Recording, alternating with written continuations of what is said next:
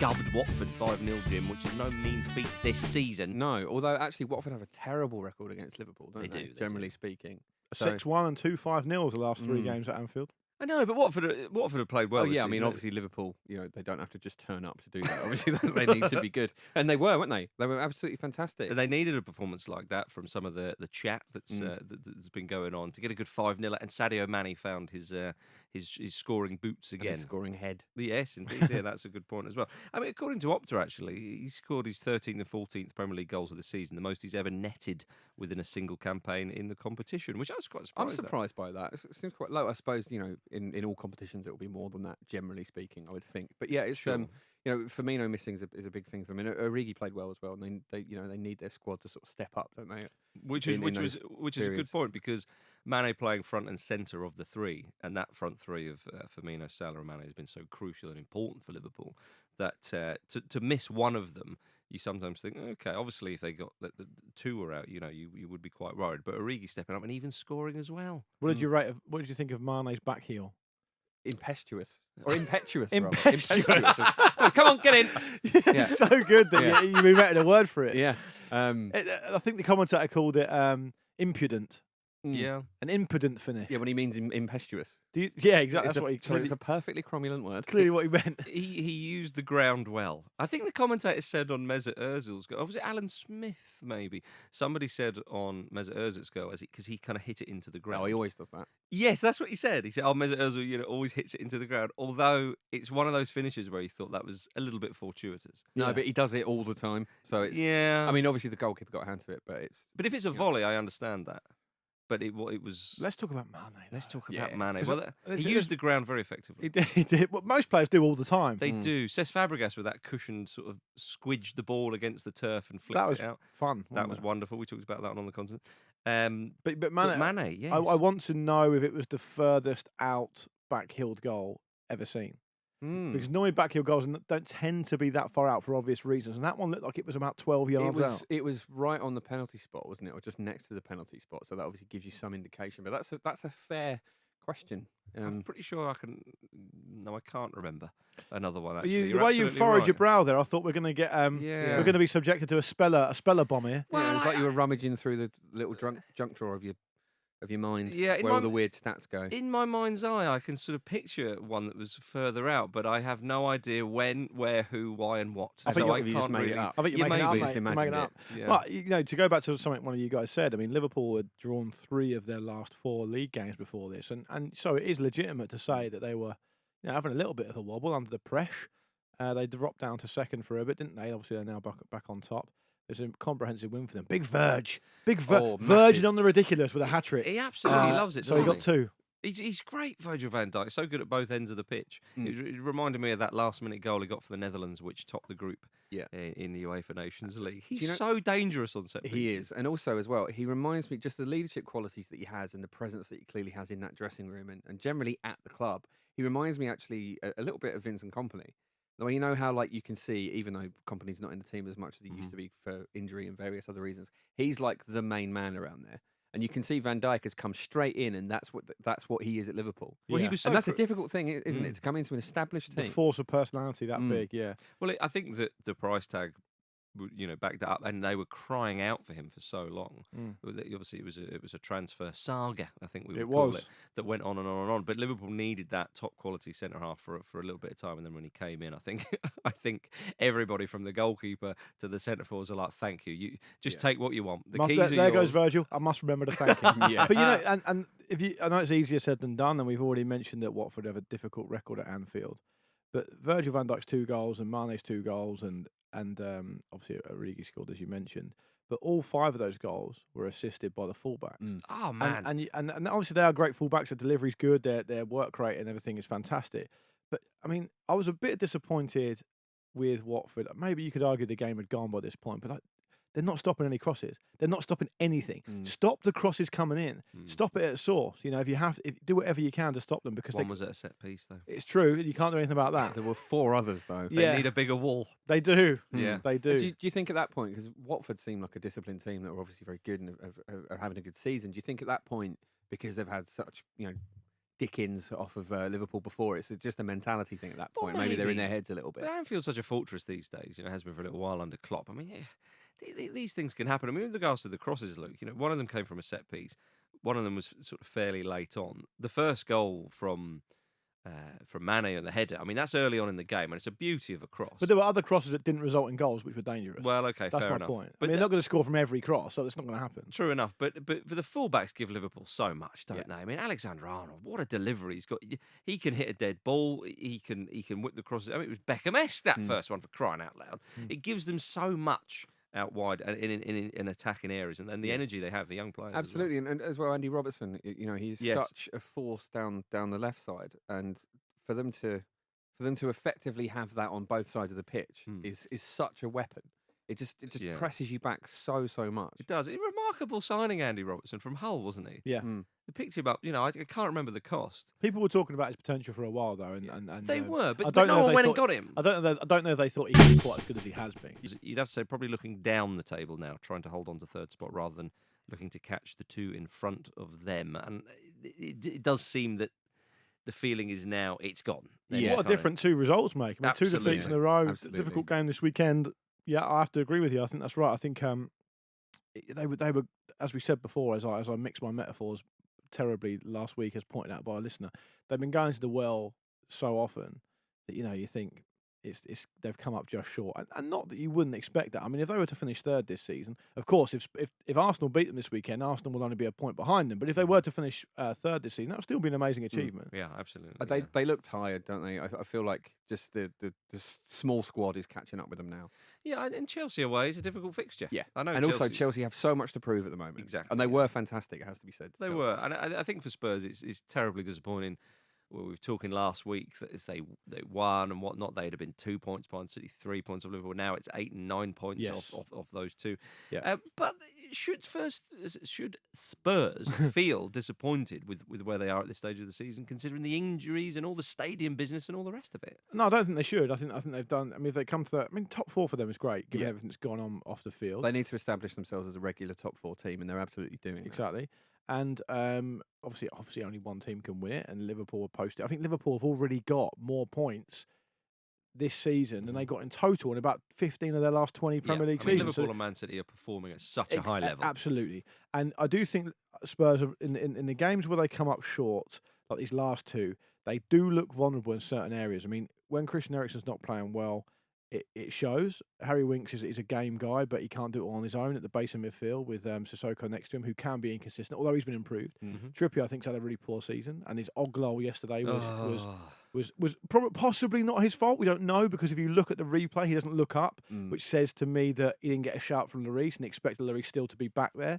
So, given that Lloris is prone to an error, it might not just be Trippier's fault. Of course, it will go down on paper as a Trippier own goal, and everyone laughed at it and enjoyed the World Cup goal commentary over the top of it, which is very funny. But and also Ben Davies, is he good enough at this level now? Not sure. They've got problems at fullback, I think, and they've got problems in terms of depth. But everyone knows that, and it's no disgrace if they were to come fourth or higher. I think that's a good return, really. Yeah, exactly. I think also with Spurs that there's always this chat about is Pochettino going to leave at some point. Now, let's just say if Pochettino did leave at the end of the season and Spurs managed to finish in the top four, surely the new stadium will be bloody ready for next season. Yeah. But you look at the squad, you look at the stadium, all the rest of it. Spurs are now, you could argue, one of the most attractive clubs in football. They'd get a good manager. Exactly. It wouldn't be the case that, like, if Pochettino leaves, it all falls down. Oh, they're exceptionally well run. I'll tell you, even in a doomsday scenario, which I think a lot of Spurs fans would consider Pochettino leaving to Pochettino no deal, let's call it. Yeah.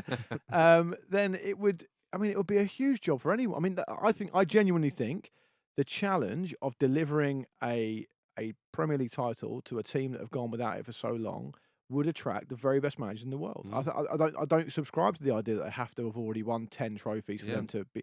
They would, because the stadium's there. The club is so well run. They've got great. It's amazing. The training ground's really good. So there's a lot of things to be positive about. I mean, we don't even know that he's going to leave. He of course. But I was just it's the hypothetical. The psychological, of course, but the psychological point of it for someone like Pochettino, and I'm obviously outside looking in.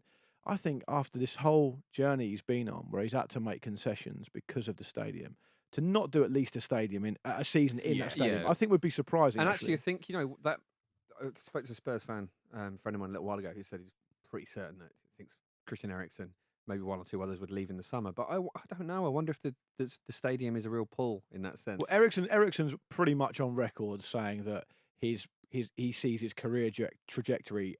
He ends up at Real Madrid. I think the general understanding at Spurs is that he won't go anywhere else. But if Real Madrid come in from, he'll go there. But I think that's the question. That's know, probably any player. Real Madrid, Barcelona, to a lesser extent, Juventus. No, but he personally has said. No, I'm saying that he wants to these are the clubs.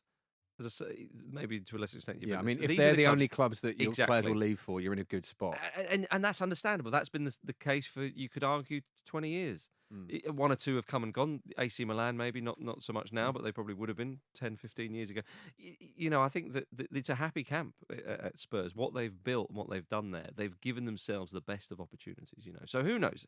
But they are playing Arsenal, though, on the weekend. Arsenal, a great win at home against Bournemouth, 5-1. Yes. And as we already mentioned, Mesut Ozil He scored. did. And he was excellent. He was excellent. And the thing I love about that goal is that Aubameyang was next to him, and he could have squared it, but he unselfishly scored instead. Yeah. Who's probably the only player in the world you can say that about. Because he loves his assists so much. He but does. It was really good to see Ozil back in the team and firing and just looking confident and happy, and also Mkhitaryan as well. He's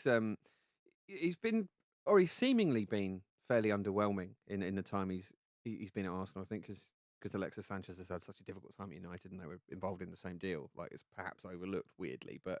He's got 6 goals and 4 assists in 17 appearances. Now, that doesn't tell the whole story, because there's been some underwhelming appearances in there as well, and he's had his injury problems this season. But it feels like this is the player we all thought Mkhitaryan was when he came to England, starting to come out, starting to perform, and that is such a boost for Arsenal at the moment, because they need the squad to be working to its limits. Yeah. I think the Ozil thing has been done to death to an extent, I suppose, but. Ozil hasn't contributed a goal or an assist against what you would call a big team this season, I don't think. No. And he's been out of the team a long time. Of course, because Emery trusted in those games. Emery doesn't trust it, exactly. So it'll be, given that he gave a good account of himself last night. I mean, what's your opinion on whether he'll play again on Saturday? I don't think he'll play against Spurs or Man United. Yeah, because I don't think Emery trusts him in those games. It's a strange situation, isn't it? So now he's a squad player. Well, he's a squad player. But I wonder if. I imagine he'll be on the bench against Spurs, and depending on how things go, maybe he'll come on. I think Emery's trying to get a reaction out of him, and he kept saying before the game the words he was using were energy and intensity. That's what he wanted, and that's very pointed. And you can see, Emery kicks every ball on the side of the pitch, doesn't he? And I think he's trying to sort of just G something out of Ozil to say to him, look, I want you in these games. I want you to play as you do against Bournemouth at home, against Spurs away, or against Man United, and you have to work harder to do that and show me that you can. I just call me old-fashioned, but I just feel like in a game against Bournemouth at home, you get so much of the ball. They're terrible away as well. Yeah, exactly. And I think Emery wants to see him run back towards his own goal as fast as he runs towards the other goal. Yeah. And he doesn't do that. And so they can't afford the luxury of him. Yeah, I mean, Emery's, it's all well and good, Emery wanting him to do well, but Emery's job is to win games, right? So if he thinks it's going to get a better chance of winning a big game without us in the team, he can't pick him. Yeah, absolutely. But with that in mind, obviously he's a very, very expensive asset, I suppose you would say. And if you are going to get to a point where, because it could be that he just, argues with him a bit about him not working hard enough, and he keeps playing him, it just keeps happening. I think that's been the problem, isn't it? Ozil's been indulged. So I think he's playing a long game with him to try and just fix the problem definitively. I don't know if we mentioned this on the show on Monday, but Wenger's comments at the Laureus Global Sport event, I don't know if you guys saw this, but he... I'm enjoying Wenger, just kind of chipping off. Yeah, so he gave it. I mean, presumably it's an event, a meet where there's lots of different events, lots of different talks in sport. But it's all under the banner of Wenger Talks Back. No, it isn't. No, it isn't. He's actually now a co-host of AFTV. Yeah. And started the fledgling. No, he should not see the Wenger in hashtag. Yeah. No, he should start his own channel, Big Veng TV or something. Anyway, slag off AFTV. On this Laureus Arson Fan TV. Sorry, mate. That'd be good. In this event, I mean, you can look it up. You'll be able to see it. He talks about he very earnestly, as far as I can work out, says, the problem is, you give a player like Ozil a 5-year contract and he gets in the comfort zone. It's like, you gave him the contract. Well, actually, I have to say I've heard through various back channels that he was never comfortable with that. Right, and thought it would sort of upset the squad harmony and also create a problem in the future where there's FFP rules and your wages bill is stacked so heavily in one direction that apparently the situation at the club was a bit of a difficult one because it seemed like big players were leaving left, right, and centre, and they needed to keep one. It reminds me a little bit of when Theo Walcott got a big contract a few years ago in a similar situation, and apparently Wenger was not quite as the idea. So, for those of you first-time listeners who haven't heard it before, I give these guys names of players. They have to auction about how many of their clubs they've played for they can name. It's best of 3. And if you get one wrong, you lose the point. If you name the ones you say you're going to name, you gain the point. It'll all become clear. All right. So who won last time, Marcus? It was Marcus you. did. Jim, you are a tremendously defensive player in this game. I am. It's a tactic that's not working for you, I'll be honest. But it's up to you how you pursue. Mm-hmm. Marcus won last time, so that means Jim can go first this time. Yeah, I think I might sack Ranieri. the first. It's not a choose your own adventure. The first player I'm going to name, and he's played for 7 clubs in total, is Nick Barmby. Oh, Nick Barmby. Right, let me think. I can definitely do 4. Play along at home if you're if you want to. 4. So Marcus, your choice is to name 5, or you can name 6 if you want, but you can name Jim to go ahead. And I must remind you both, if you get the nod to name them, you have to name them one at a time, and I'll tell you if you're correct or not after each one. Yeah. I'll go 5. 5, Jim. Would you like to go 6, or would you like to get Marcus to name them? I'm going to rehire Ranieri and get Marcus to name them. Okay, so Marcus, you have to name 5 Nick Barmby clubs. The floor is yours. Yeah, see, I could name 4, and I'm confident Jim can as well, so I'm gambling it. Okay, fair enough. It's an offensive tactic. Yeah. It's worked for you so far. Right. Tottenham Hotspur. Correct. It's where he started his career in 1992. Everton. Correct. Liverpool. Correct. Hull. Correct. Now this is where I'm struggling. Okay, so you've got 3 more to choose from. One of them you probably have no chance of getting. Yeah, okay. Nick Barmby. So what have you named so far? You've named Spurs, Everton, Liverpool, and Hull. Yeah. Okay, yeah. See, I'm picturing Barmby, and I can see, and I'm thinking, was he in that kit? Was he in that kit? They're all Spurs away kits, aren't they? I think they are. That purpley one they had for a bit. The yellow one. The yellow one as well. It's not helping you, is it? No. Well, it's going to be a guess. I think that he played on the South Coast. And I think, did he play for Portsmouth? Is that your final answer? Yes. Incorrect. Oh. So Jim gets the point. See, I'd forgotten Everton, but I was going to go Middlesbrough. Is that in there? Middlesbrough's in there, yeah. So you could have had Middlesbrough, Leeds United. Oh, Of course. He played for Leeds. And he spent a bit of time at Nottingham Forest on loan, which is why I said you probably wouldn't get that. Okay, that's 1 point to Jim. So, Marcus, you're up first this time. The second player, who's played for 8 clubs in total, is John Hartson. Gordon Bennett. John Hartson. Confident you can name a couple at least. Oh, big fat John. It gets a great mention in Alex Ferguson's autobiography where Brian Kidd recommends he signs him. Is that right? And Alex Ferguson, I think, says something like, "You think he's a Man United player, do you?" God. That's excellent. How many clubs can you name, Marcus? 4. 4. Big shout. Jim, you going to go 5 or are you going to get Marcus to name them? I think the listeners want to hear you have a go. I am going to go 5. Good man. Yeah, one of them, I'm going to be Marcus, 6? struggling with one of them. Can you go 6? Can I go 6? Big John Hartson. Big Johnny Hartson. See, he's one of those players that played in all over the place. Yeah. If you're listening at home, give it a bash. Yeah. Give it a bash. Don't use Google, though. It's cheating. No. These guys have no internet resource available to them. God, this is frustrating. Do you want to go 6? I'll get Jim to do the 5. Jim, 5. Your floor is yours. One at a time, Okay. please, and I'll tell you if you're right or not. Right. So I'm going to start with Arsenal. Correct. That's 1. West Ham. Correct. That's 2. Celtic. Correct. 3. Luton Town. Correct. Started his career there. Well 4. played, Jim. Well played. One more on these. Well played. You've earned the right. You've earned the right there. That's well played. No, this is where I'm not so sure. You've beaten the keeper. You just got to put it in the empty net. You've rounded the keeper. I'm impressed with that. Yeah, but the thing is, my shoelaces are tight.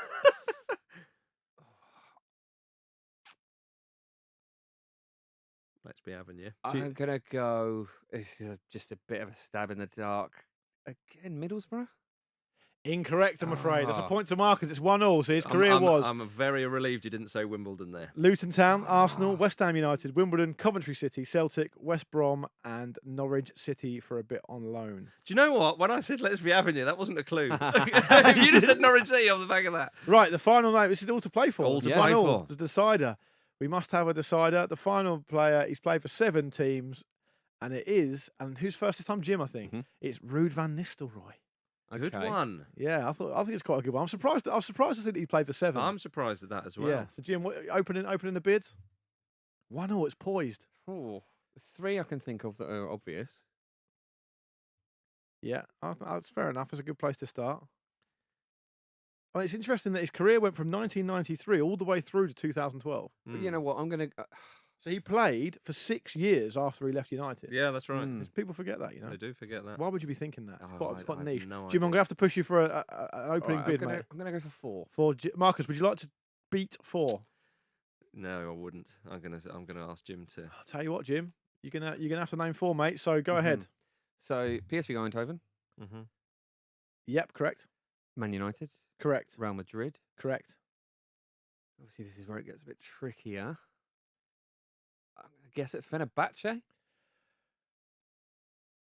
Marcus wins. Oh, unlucky, pal. Unlucky. Yeah. Den Bosch, he started his career at.